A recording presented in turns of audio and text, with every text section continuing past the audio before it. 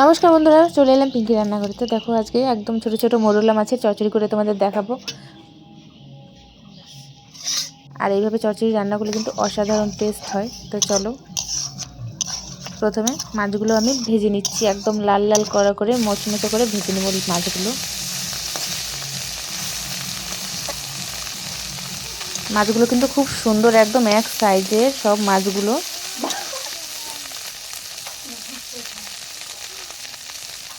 আর এদিকে দেখো আমি সবজি কেটে নিয়েছি, টমেটো কুচি, বেগুন, পেঁয়াজ, আলু সব কিন্তু একবারে সুন্দর করে কুচি করে নিয়েছি।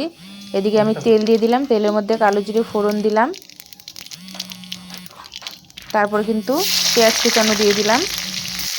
পেঁয়াজ কুচানোটা আমি লাল লাল করে কিন্তু একটু নাড়াচাড়া করে ভেজে নেব। তারপর দেখো আমি সবজিগুলো কিন্তু ঢেলে দিলাম, সবজিগুলো ঢেলে দিয়ে কিন্তু একটু নাড়াচাড়া করব।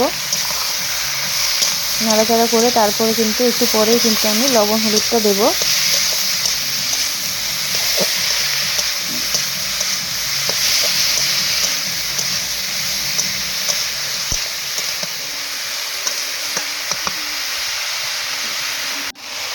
তখন পরিমাণ মতো লবণ আর হলুদটা কিন্তু দিয়ে দিচ্ছি।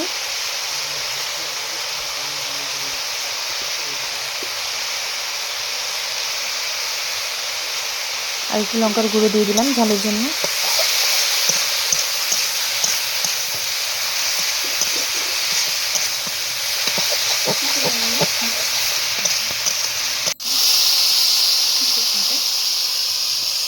তারপরে ঝোলটা দিয়ে দিলাম।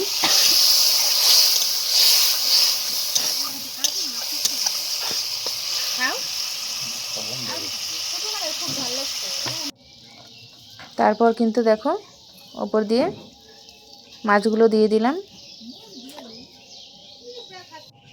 একটু কালো জিরে আর একটা রসুনের কোয়া নিয়ে নিয়েছি। তো এটা লাস্টে কিন্তু বেটে দিয়ে দেবো, তারপরে কিন্তু চচ্চড়িটা নামিয়ে নেব।